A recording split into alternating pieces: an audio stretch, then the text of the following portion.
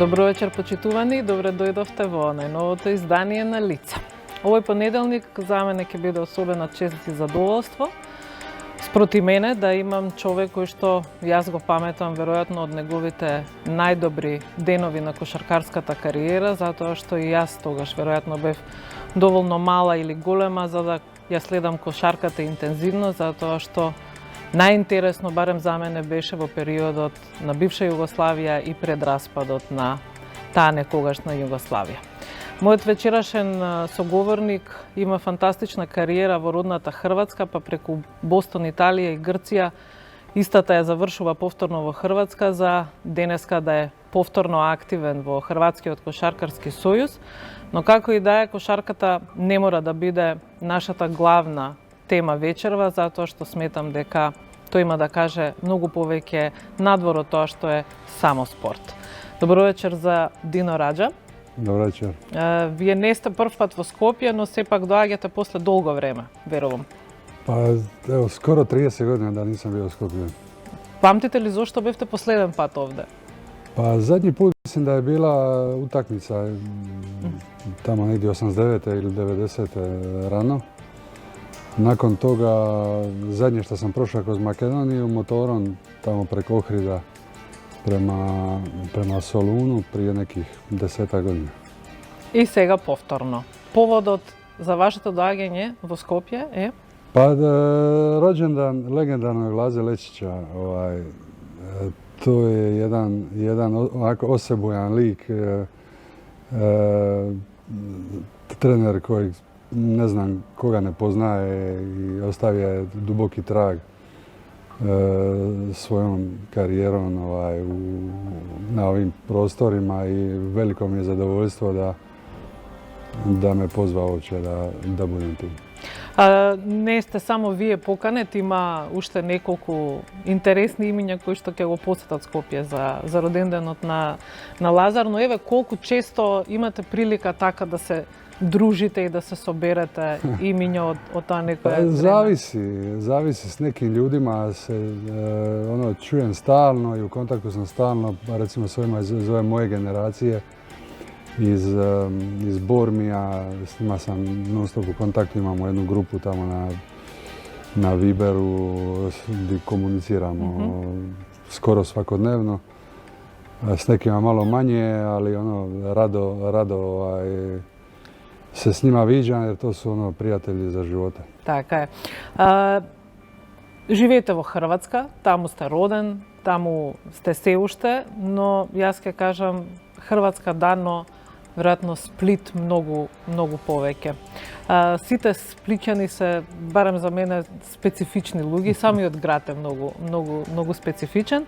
Родени сте таму растете, детството и Дино. Pa, Split je jedna posebna sredina koja ima neku svoju... Nek svoj šarm i ima ludost. neku svoju ludost koja se razlikuje od bilo kojeg grada u Hrvatskoj i posebna jedna sredina koja je jako teška, puna humora, ne priznaje nikoga. I sad to ima neki svoj šarm. Колку сте типичен спличанец? Прави. До крај. Прави, до крај. Добро, реков да се навратиме за да дојдеме и до првата утакмица, таа далечна 83-та за Југопластика. Ве вратам многу години назад за тоа. Еве, кои се вашите сеќавања на тоа што беше детство во Сплит? A to se dogodilo slučajno jer nekoliko prvotimaca su imali povrede, jedan slomio ruku, jedan operirao slipo crivo, jedan ovo. I jednostavno u nedostatku 12 igrača za utakmicu oni su pozvali par juniora da popune broj.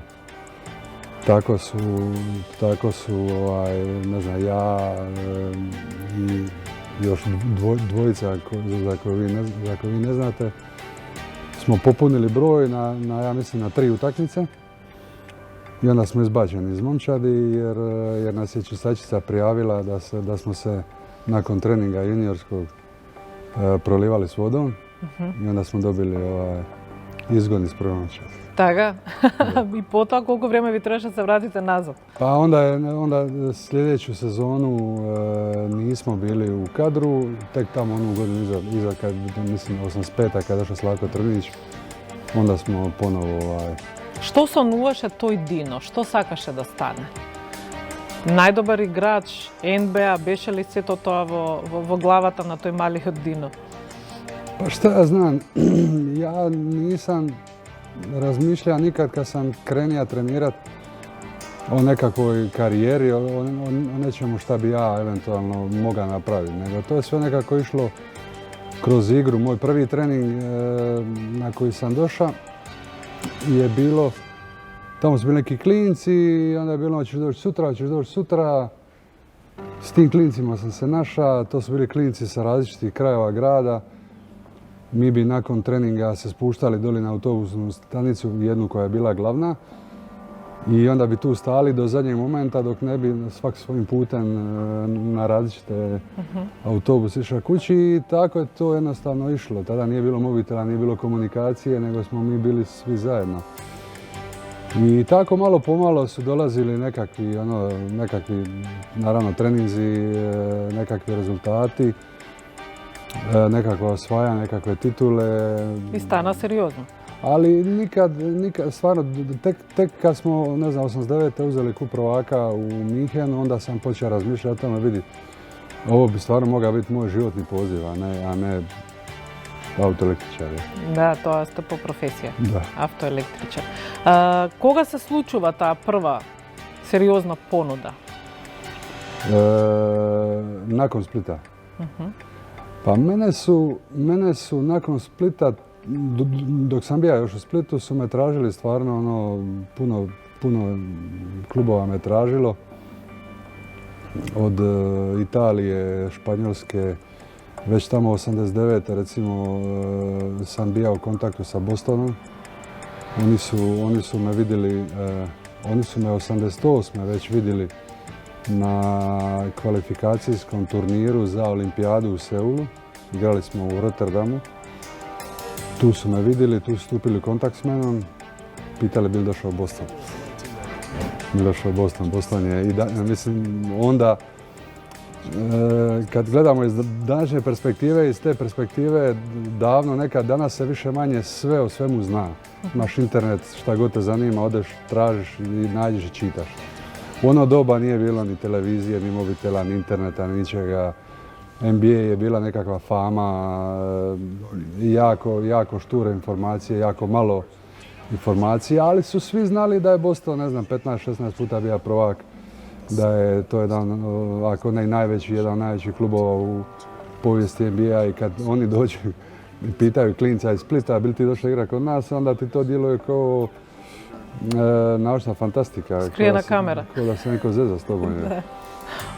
Međutim, oni su bili dosta onako uporni, ostvario se s njima dobar kontakt i uzeli su me na draftu, što ja do zadnjeg trena nisam uopće pretpostavljao da je to realno. I onda kad su me uzeli, onda me klub nije puštao, jer sam imao ugovor još sa Splitom. Nisu me pustili da idem, nakon toga se pojavio Rim sa stvarno ogromnim novcima gdje nisam mogao u trenutku kad nemaš ništa, nisam mogao reći ne. Ali sam ipak nakon Rima došao u Boston. Има една интересна приказна токму кога станува збор за понудите и големите цифри кои прв пат ви ги нудат, нели, како понуди. Кога изјавувате на вашата мајка да ја кажете дека сте добиле понуда, нели, огромна, јас тоа го читав пред некој ден, подготвувајќи се, нели, за овој разговор, и тоа е навистина симпатично и убаво е да повторите. Ja povikuvate majkata da i kažete da... Ja nikad nisam bio opterećen s novcima. Meni su ti novci uvijek nekakav jedna radnička obitelj s normalnih nekih sitnih primanja, dovoljnih za život. Čokoladu sam dobio za Novu godinu ili kad bi došao barba iz Australije, onda bi dobio čokoladu, inače toga nije bilo. Tako da ti veliki novci mene nisu nikad fascinirali. I u trenutku kad sam dobio ponudu, tu ogromnu, mene zove moj menadžer i kaže, a ja u govornici u Sijetlu, kaže, jel sjediš? Ja govorim, ne sjedim, reci. Pa kaže, dobili smo ponudu. Ja govorim, ok, reci, pa kaže, sjedni. Ok, sija sam, ja u govornici stojim na nogama, di ću sest u govornici. I on mi kaže, on meni je rekao tada, da mi je rekao 2,20, 202 milijuna, 22 milijuna, meni to sve bilo isto. Jer mene nikad mi nije bila životna zvijezda vodilja novci, nego mi je bilo ono daj da bude najbolji, daj da... Meni je bio bitan teren, trening, a ovo drugo sve. Sve moju. I rekao joj za ugovor koji sam potpisao, onda ona mene pita, ja kažem, ne znam koliko to bilo, onda nekih 12 milijuna dolara, 13, ne sjećam se ja više koliko to bilo, govori ona, koliko je to novaca? A ja govorim, to ti je, ne znam, 30 milijuna maraka. A govori ona, a koliko je to novaca? A ja govorim, to ti je, ne znam, koliko milijardi dinara je onda bilo. A govori ona, a koliko je to novaca? A ja mi, stara moja, to ti je da ti radiš sa svojom plaćom 700 godina i da ne potrošiš ni jedan dinar, onda je to otprilike to. A ona meni govori, a koliko je to novaca? Nikako da poveruva. Ništa nije jasno. To je sve bilo irealno za nas u tom periodu, stvarno. Тука веќе носиш одлука дека завршуваш како така со Сплит и со играње во Хрватска, дека е време да одиш надвор. Pa meni je jednostavno kroz karijeru sve ima nekakav svoj tok, samo je bitno da slušaš svoje tijelo. Ja sam počeo dobivati nekakva upozorenja da to više nije to. Nakon nekih bitnih utakmica, znaš, prije kad si bio klinac, ti si nakon utakmice možeš šta hoćeš, ili se ospavaš noć i sutradan si na treningu normalan. Onda dođu neke godine, dođu nekakvi derbi gdje se potrošiš malo više i emocionalno i fizički i onda tijelo jednostavno ti kaže navečer se ne možeš izaći vani, nego se ideš kući spavati. I onda sutradan ne možeš napraviti trening 100%, nego moraš malo lakše da se malo poradiš. I onda tako moraš slušati svoje tijelo da ne bi došlo do ozbiljnijih povreda i gluposti da kasnije plaćaš cijenu toga. Tako da sam ja polako, kako su stvari išle kraju, nekako privodio svoju karijeru kraju i bio sam u stanju odbiti nekakve velike ugovore koji su bili ispred mene ponuđeni jer jednostavno nisam mogao više podnijeti taj profesionalni ritam. Koliko godina imaš koga konačno rešavaš da se otkažeš? Sad imam 52, ali sam zadnje ozbiljno što sam igrao je bilo 2001. kad sam imao 34. S time što sam nakon toga još odigrao par mjeseci, 2003. u Splitu, nekako vratio se kući i osvojili prvenstvo, to je bio nekakav idealan kraj. Fin kraj, така е. Но станува приказната со тоа кога Дино заминува во Америка, нели, младо момче од Балканот, се сретнува со таа приказна и големата НБА, но ќе кажеш дека колку и да се големи тие успеси таму, колку и да е убава атмосферата, колку и да е се подредено под линија и дека не се идеално, сепак емоцијата која што ја има победата на Балканот или да се игра за Југопластика не е баш иста со онаа која се победува со Бостон. Velika razlika NBA i Europa. U Europi postoje nekakvi derbi koji nose posebnu težinu. Je li to bila utakmica Jugoplastika, Partizan ili Cibona ili Barcelona, to je uvijek nekakav derbi koji nosi određen naboj. To u NBA je toliki broj utakmica, toliko se to brzo dešava da ti nekad igraš 3 do 5 utakmica tjedno. Mi smo igrali 1 do 2 puta tjedno, a ovdje igraš 3 do 5. I u svemu tome nema nikad 5 utakmica zaredom kući, nego si uvijek u avionu. Znači ideš, danas si kući, sutra si u New Yorku, pa se vratiš kući, pa ideš za Miami, pa igraš za Orlando, pa se vratiš kući, pa ideš 5 dana LA, San Francisco, Sacramento i to. Tako da jednostavno taj pojam derbija se gubi, svaka utakmica je ista. Organizaciono su oni savršeni jer imaš privatni avion, ne ideš, nema metal detektora, nema pasoša, nema tih kontrola, nego dolaziš direktno na aerodrom. Tako da se tu ne gubi vremena. Međutim, izgubi se taj nekakav, po meni, to što Europa ima, taj košarkaški naboj. Tamo je drugačije totalno kad se uđe u play-off, ali ovaj regularni dio sezone, onako dosta se to nekako odrađuje. Što ke pamtiš od NBA za sekogaš? Pa nikad neću zaboraviti recimo prvu moju utakmicu. Prvu utakmicu igramo protiv New Yorka kući. Ja sam živio u centru grada, blizu dvorane dosta i ne znam, padala je kiša, bila je nekakva ogromna gužva, zastoj na cesti, totalna blokada, ne zastoj. I ja u jednom trenutku na pola puta skužim da neću stići na vrijeme.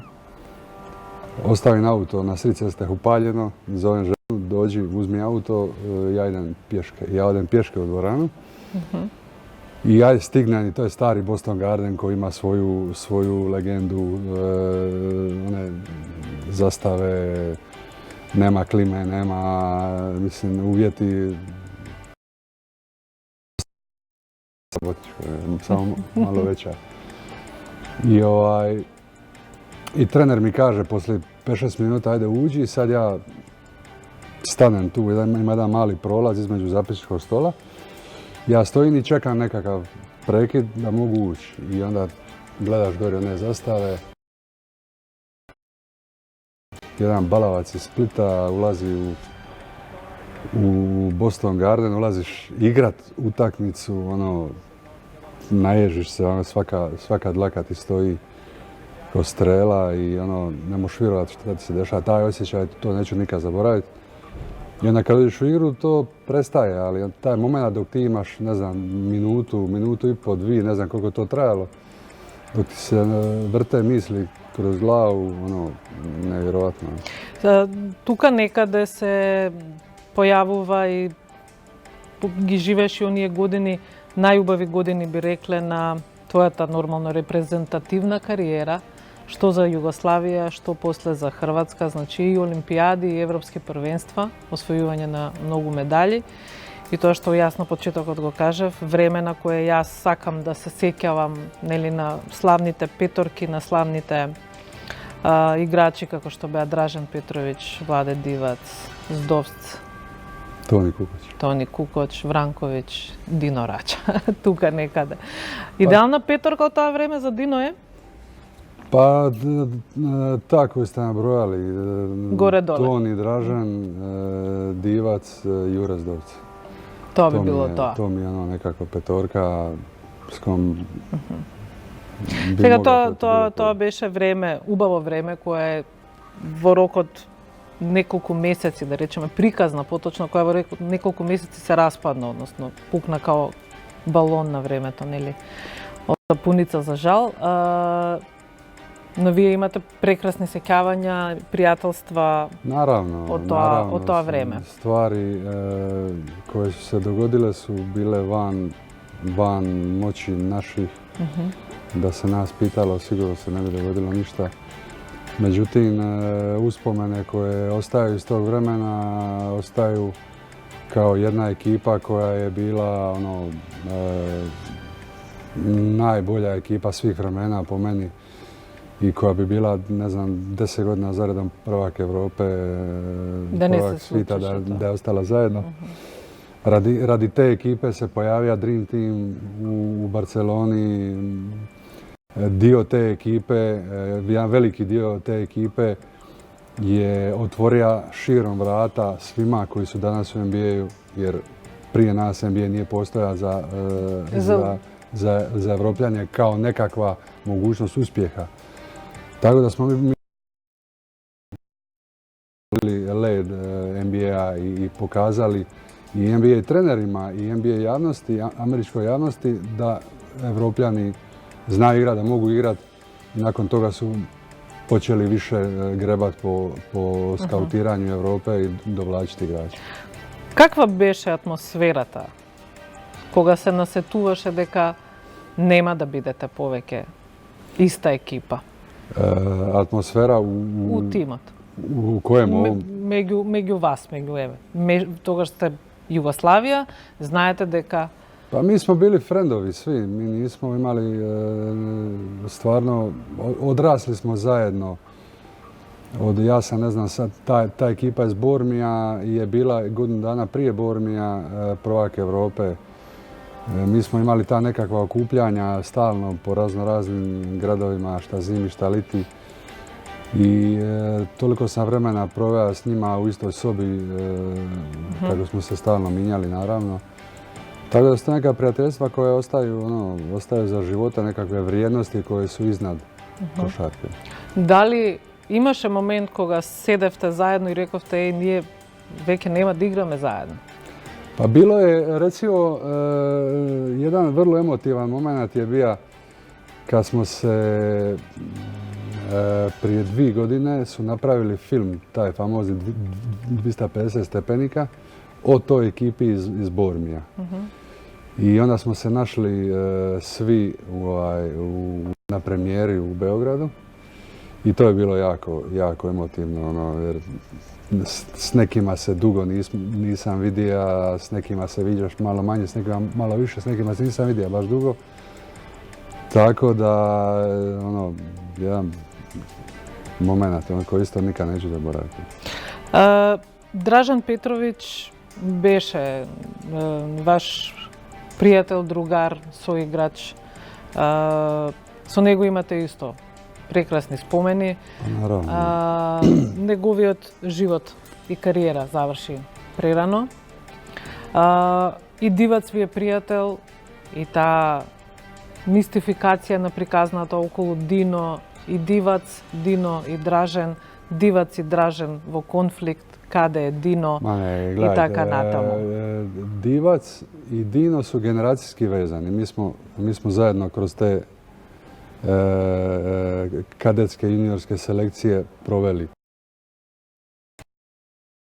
Sa Stovikom Vrankovićem. Međutim, svi smo mi, ja posebno, mislim, pričam u svoje ime, Dražana gledali kao primjer, kao vođu, jer on nije bio taj koji je samo bio dobar igrač. On je bio prvi na treningu, najviše discipliniran. Najviše je prigovara kad neko ne bi trenirao dobro, najviše je tražija 100% posvećenost, rad, samo rad. Tako da on je dosta utjeca na nas, bez obzira što smo mi bili nije isto kad ti trener nešto kaže i kad ti igrač to pokaže. Kad igrač sam traži dodatno da radi, dodatnu teretanu, onda ti gledaš njega jer on je najbolji igrač koji se ne treba nikome dokazivati, a on se u biti dokazuje najviše. I onda više naučiš od njega u biti nego što naučiš od trenera. Како гледавте вие на таа сцена кога јавноста се подели, кога се појавува хрватското знаме на прогласувањето и доделувањето на медалите, а Дивац се лути на тоа? Како вие гледате? Ne ljuti se tu niko. To su bila zla vremena i stvari koje su se tada dešavale. Ne ponovilo se nikad i mislim da o tim stvarima i ne treba pričati, nego da treba pričati o nekakvim stvarima koje su puno važnije od toga. Тогаш не го коментирате тој настан? Ma nema potrebu, stvarno nema potrebu. Kažem opet, zla vremena, drugačije se razmišlja, drugačije radiš neke stvari nego što bi inače napravio. Mislim, je li bija sportski potez? Nije, ali je bija razumljiv. Bija apsolutno razumljiv, tako da iz ove perspektive kad gledaš naravno da je drugačije, ali iz one perspektive je totalno... Колку во тој период кога завршува таа приказна, ви е лесно да влезете во новата, односно репрезентација со хрватски играчи? Pa, gledajte,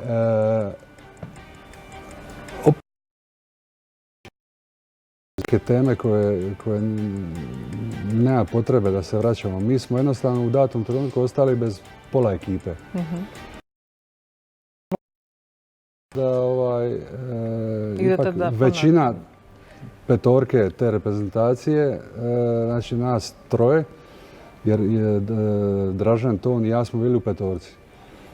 Stojko koji je bio tu odmah s nama i tako da je gro te reprezentacije je bilo 92. već na olimpijadi, uspjeli smo dogurati do finala. To je isto jedan nezaboravan moment u mom životu, ta polufinalna utakmica koju smo protiv Rusa izvukli, ne znam ja sam kako, ali smo izvukli čisto na želju. To već nije bilo veze nikakve s košarkom, nego čisto glava i želja. Znaš, obično ljudi misle utakmica se dođeš pa igraš pa neko da jedan koš više pa je taj pobjedio. Nije istina. Treba tit dobiti. Treba znat kako dobiti. Nije to samo A kako se nosiše Dino со поразите? Pa gledaj, kad je neko bolji, treba mu dati ruku i to je tako. Sport je, nema ni jednog igrača koji je sve u životu dobija, niti jednog igrača koji je sve u životu izgubija. I u sportu se treba znati nositi sa porazima. Naravno da je bolje da ih je što manje, ali na porazima kad naučiš lekciju onda je i to dobro. Tako da sljedeći put ti se ne dogodi isto. Ali ja mislim da svaki sportaš koji je pravi sportaš treba dati ruku onom boljem nakon utakmice i pripremi se da bude sljedeći put obrnut. Так, Панатенаико се исто симпатична приказна во вашата кариера, нешто на што сте горд, но има приказна со тој нокаут за синот на газдата кој што го отсликува Дино како вака човек кој што е пркосен и кој што не поднесува баш се и се што. Ne, to je, meni je moje 2 godine u Panathinaikosu su bile nezaboravne i apsolutno mi je glupo da se prva stvar koja se spominje na mojoj karijeri, umjesto 2 titule koje smo osvojili, jednu u gostima gdje je prekinut niz. Znači, u grčkoj košarci se nikad nije dogodilo da onaj koji je bio prvi na kraju regularnog dijela prvenstva, da nije bio prvak. Mi smo to druge godine srušili. I sad da je od te 2 titule naše važnija tema, moj sukob sa sinom predsjednika, mislim da je to bez veze. Jer to je jedna stvar koja ti nakon utakmice koju si izgubija, kad si pun adrenalina, kad reagiraš impulsivno, ne razmišljaš previše glavom i onda dođe do nekog incidenta koji je prenapuhan apsolutno od strane novinara jer to naravno prodaje priču. Ja i on smo se nakon toga i čuli, ja se njemu izvinio, razgovarali smo oko tog incidenta jer naravno da sam bio isprovociran, da nisam to napravio bez veze. Ali to je prenapuhano apsolutno od strane medija jer mislim da su puno važnije titule koje smo osvojili generalno 2 godine mog igranja gdje sam ja kompletno promijenio krvnu sliku tog tima gdje meni igrači dolaze nakon puno godina i kažu dok ti nisi došao mi nismo znali šta to znači profesionalizam, šta to znači dobar trening, šta to znači kako se pobjeđuje jer ja bi na treningu kad vidim da oni dobro ne rade, ja sam nabija nogom i stolice i boce i lopte i sve i onda su oni mene gledali kao vidi ovoga, ovaj je lud, makni se od njega, a onda nakon 5, 6, 7, 8 godina dođu do mene i kažu ti si nam promijenio poimanje košarke generalno, jer smo shvatili da se utakmica ne dobija ni ne gubi taj dan kad se igra, nego na treninzima prije. A mi to tako nismo gledali. Tako da mi je to u biti najveće zadovoljstvo i jedan od mojih najvećih satisfakcija kad ti dođu igrači koji su kasnije bili reprezentativci, osvajali titule prvaka Europe i s klubom i s reprezentacijama, kad ti oni dođu i kažu ti si nam bio ključni moment u promjeni naših glava sa svojim pristupom. Вие сте активен на Facebook со тоа што еволуирате спомени, каде што објавувате фотографии од луѓе со кои што сте играле, од тренери, од буквално персонал во клубот. Ако го имате на фотографии, него ќе го објавите, немате со тоа проблем. И многу авторитети поминале низ вашиот живот. Издвојувате некој посебно, некој што може би бил клучен или некако е тоа се заедно имало своја улога? Gledaj, kako je to sve nastalo? Sasvim slučajno, jer ja u biti, moj Facebook je otvoren 10 godina i moj Facebook su prijatelji 30 ljudi i tu nikoga nisam pušta, znači to su samo osobne stvari, intimne stvari. Međutim, kad sam primljen u Hall of Fame, onda si dobija 5 minuta da napišeš nekakav govor.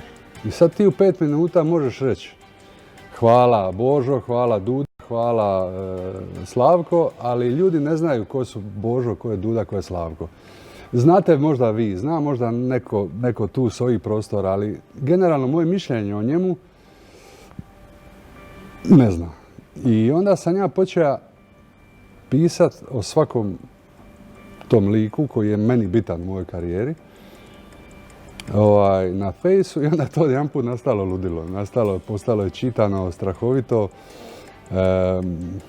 При тоа воопшто не штедите, вие баш пишувате големи текстови со цели посвети. Pa napišem nešto, mislim svaki moj tekst koji napišem, ga napišem u 5 minuta. Ja tu previše ne razmišljam, misli kako mi izlaze, tako odmah idu na papir. I to ima odličan odziv kod publikata? Pa ljudi stvarno to prate dosta, čitaju dosta. Meni je to meni je gušt da ljudi znaju malo bolje ko je šta i od igrača, trenera i svi. Onda sam to malo, naravno, kad sam vidio da ljudi to vole, onda sam to malo proširio i na nekakvu osobnu stranu. Da, ima pomalko od се. Da, ima malo svega, pa dok traje. Така е. Ја споменавте Hall of Fame или куќата на славните. До тоа прашање требаше некако да дојдеме овдека. Може би треба да кажеме, да, тоа и го кажавме на почетокот, Хрватска е сепак и хрватски клуб е сепак клуб во кој што официјално ја завршувате кариерата, како што кажавте, и минатата година влегувате во куќата на славните. Колку беше тоа изненадување за вас? Pa prilično, nisam imao pojma uopće da me neko nominira, nisam imao pojma da se glasa, nisam imao pojma ništa, nego kad su me zvali, jednostavno sam bio u šoku, počeo sam plakat odmah i najgore od svega mi je bilo što su mi rekli da 7 dana ne smije reći nikome, jer ja sam dobio informaciju 7 dana prije što je bila službena objava. I sad dok službena objava nije bila, ja nisam smio nikome reći. I to mi je bilo očajno teško, rekao sam ženi naravno samo njoj, ali niko drugi nije smio znati. Onda, a mene često bi me u tih 7 dana znala uvatiti emocija da se rasplačem u datom trenutku, kad si u nekom društvu, lako je kad si sam, ali kad si u nekom društvu, jednostavno ne možeš to izbiti iz glave. Znači stalno čitav dan razmišljaš o tome, razmišljaš, prođe ti film čitavog života, karijere kroz glavu i taj kraj koji je samo tako idealan da jednostavno ono, ti ne možeš pobjeći od te neke emocije i onda moraš ljudima objašnjavati šta ti je sad. I koga to stane realnost i odite u Amerika, već je... Pa to je bilo nevjerojatno. Ono, koliko god si utakmica igra bitnih pred 5, 10, 20, 30 hiljada ljudi sam igra, ne znam ja. Misliš se, znaš, ja sam jako dobro bio u stanju utakmicu koja se igra kući, koja se igra van i meni to bilo nebitno. Mogao sam se skoncentrirati toliko da me nikakva trema ne može strest. Trema da prije utakmice, ali kad krene nema treme. I onda sam mislio da ću tako i ovo. Međutim, onaj moment kad izađeš, kad te prozovu, kad izađeš na binu, onda je to jednostavno jedna totalna blokada sustava di imaš osjećaj kao da si lokalno anestezija. Sve te famozne ličnosti koje su tu u publici, sad ti moraš održati taj neki govor, moraš se skoncentrirati da ne zaboraviš stvari, da kažeš onu misao koju si sam sa sobom složio već na papiru. Tako da je to totalno poremećeno. Ali dobro, to bi se super ispalo. Svi su rekli da je moj govor bio najemotivniji, najbolji. Jer većina njih je čitala, meni je to bilo nekako, kad sam gledao ove prije mene kako čitaju tekst s televizije, nekako su mi djelovali ukočeno. Ja nisam tija, ja sam inače uvijek neki svoj i nisam tija čitati tekst, onda sam rekao neću ga čitati, nego ću jednostavno iz glave, pa ako nešto zaboravim. Tako da bilo je super. Денеска сте активен во тоа што е Кошаркарски сојуз на Хрватска. Таму сте председател на стручен совет. Јас мислам дека тоа трае подолго време, но ми кажете дека сте од пред 2 години практично активен во 2017. Во сојузот. Зошто ви требаше толку време за да помогнете кај што треба? Zato što je predsjednik Saveza bio 20 godina lik, jedan koji nije dozvoljavao nikome da se približi od nas, generacije 92, koji je taj savez držao kao privatan biznis, ali on je nebitan i Нештата се сменија. Pokušavamo sad promijeniti način rada, promijeniti način. Hrvatska liga se 15 godina igrala u 2 mjeseca. Sad to pokušavamo sve malo И како оди? A nije lako 20 godina nerada preko noći, međutim dosta ulažemo u mlađe kategorije, dosta pažnje obraćamo na mlađe kategorije i tu pokušavamo promijeniti svijest. Mislim da odatle sve počima. Беше ли тешко да се гледа како условно хрватската кошарка тоне после сите успеси кои што... Nije lako, ali treba raditi puno, treba i klubovi, treba najviše raditi jer reprezentativci koji dođu do reprezentacije su s nama mjesec, 2 dana godišnje, a po klubovima su ostatak, tako da treba dosta raditi sa trenerima, sa edukacijom trenera da bi se to diglo na najviši nivo. Така, сега да одиме малку во оној дел што е Дино приватно, во смисла на тоа дека страстно сака да свири гитара, страстно сака да вози мотори. Тоа се работи кои што, не знам, некој што следи хрватски медиуми може да ги прочита некаде дека Дино имал свирка, па да се чуди од каде сега Дино на гитара. Pa počeo sam svirat prije, ne znam, 5-6 godina. Kako? Zašto? Pa slučajno, bili smo, ne znam, na nekom restoranu gdje je svirala živa muzika I jedan gitarista je, on stvarno briljira i ja tako pitam te svoje neke prijatelje kaj, je li mi kasno za početi svirati gitaru, za naučiti? On kaže, pa ako imaš volje, nije. I tako malo pomalo, kako sam inače dosta uporan, krenija sam od početka, od nule. I već poslije nekog vremena sam bio u stanju nešto osvirati i onda te to vuče kad krene iz tvoje ruke izlazi nekakva muzika koja sliči na nešto što je Muzika. Stvarno, onda te to samo vuče naprijed i tako stvarno sam svaki dan, godinama sam svaki dan svira dok nisam došao do nekog nivoa tako amaterski, ne lošeg da mogu svirati negdje gostova, tako da sam gostovao na dosta tih stvari. I сега? Свирите уште? Sviram iz gušta, sviram rock and roll, to mi je generalno A bendot? Ljubav. Nemam svoj bend, nego gostujem uvijek s nekim.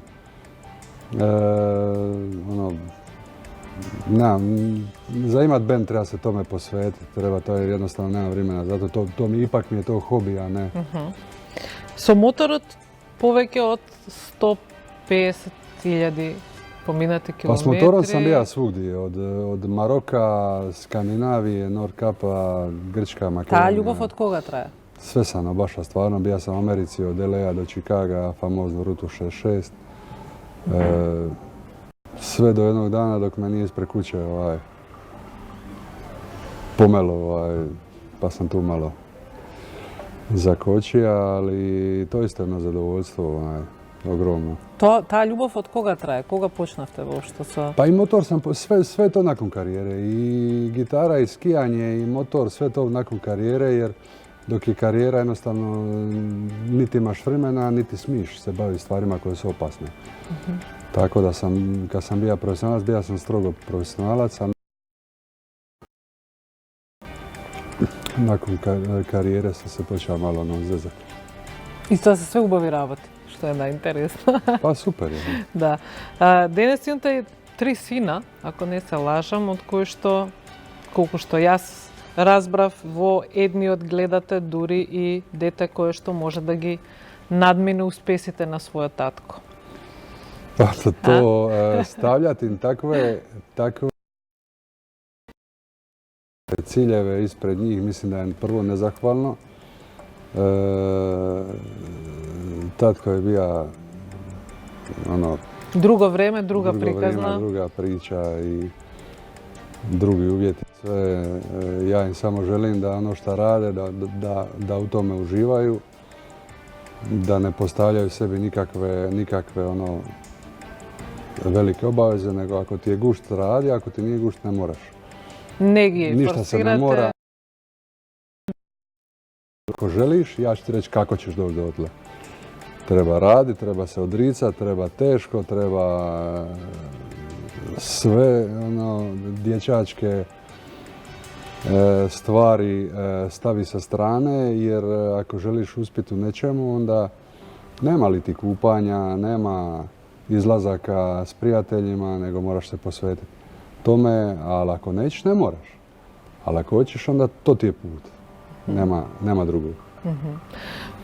Во годините кога ги откривате своите задоволства, како што се мотори, гитара и така натаму, а пред да почнете да бидете активен во Хрватскиот кошаркарски сојуз, тие години како ги поминувате ако се прашувате, чекај сега, Дино, со што треба јас сега да се занимавам?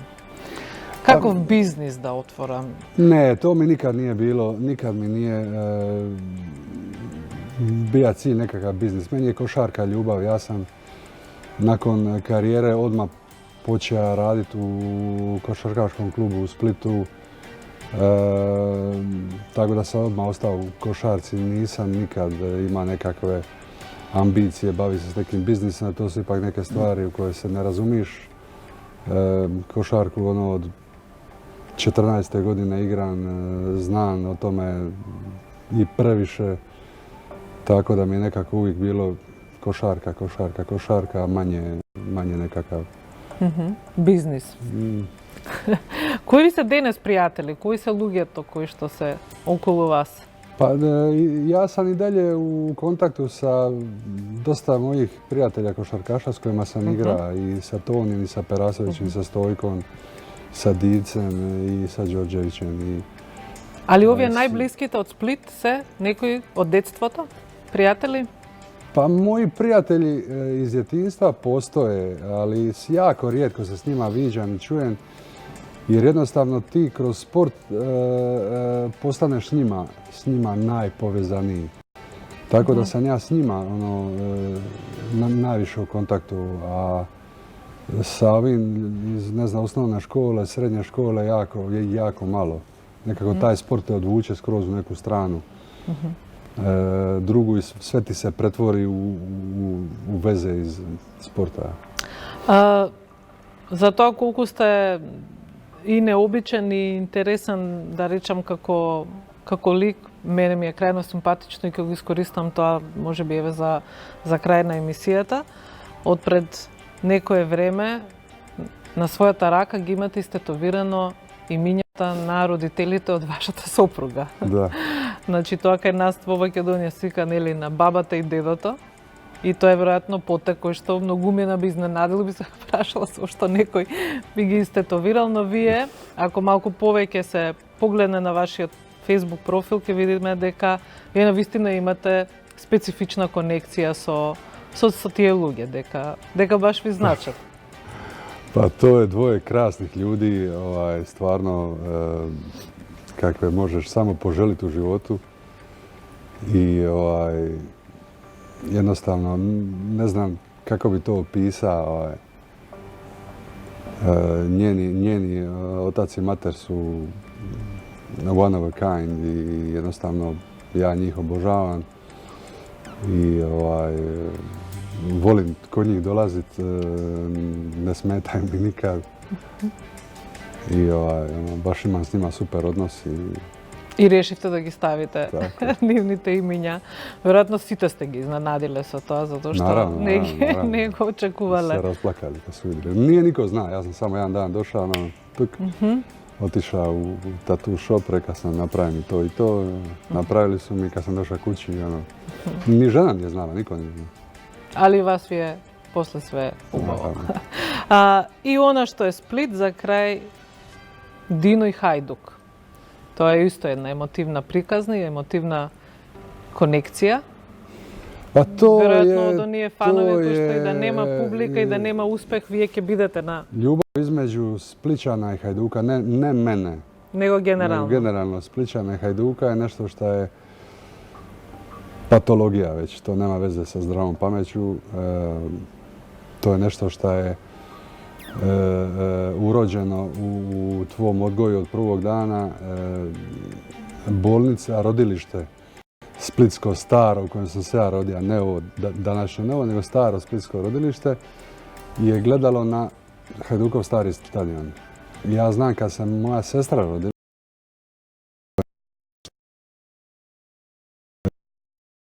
moga prisustva poroda, nije to bilo kod danas, ali znam kad je sestra se rodila da je mene otac doveo do bolnice i onda je mater nju na prozor, ne znam, prvi, drugi kat, nama pokazala, a mi smo bili na ulici. Da. I sad kad te iznesu ovako kroz prozor, znači gledaš direktno na stadion. I tu smo živjeli 100 metara od stadiona, tako da sam ko klinac išao na utakmice i onda ti si stalno okružen, pa ta neka...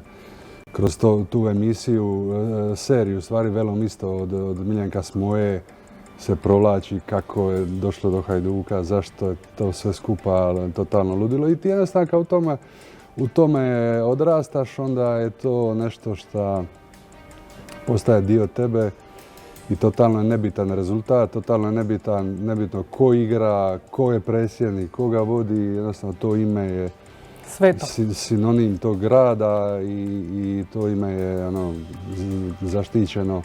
Ja vam garantiram da dođe neko i da kaže evo ja ću promijeniti ime Hajduk, ja garantiram da bi bio životno ugrožen. Životno ugrožen. Тука сигурно има и многу приказни за тоа Дино и морето, веројатно сте често Pa naravno, na more, svi smo tamo. mi rođeni na moru, povezani uz more. Svi mi smo od malih nogu naučili uvatiti neku ribicu i to nam je ono, посебно уживање. naravno. Дино, јас ќе ви се заблагодарам за ова гостување. Ќе ви посакам успех во тоа што е сега ваша професионална кариера и тоа, ете, успех во оправање на тоа што е хрватска кошарка. Ja, reci mi, kako razumijem makedonski? Феноменално. Јас сум изненадена од тоа колку не морав ниту едно прашање да го повторам на хрватски. Одлично разбирате. Ви благодарам уште еднаш, повторно голем успех во тоа што сега еве го правите и ете, се надеваме дека поради тоа и почесто ќе ве гледаме во Македонија. Ви благодарам уште еднаш. Вам, почитувани, ви благодарам на вниманието и се гледаме повторно за 7 дена. До тогаш, довидување.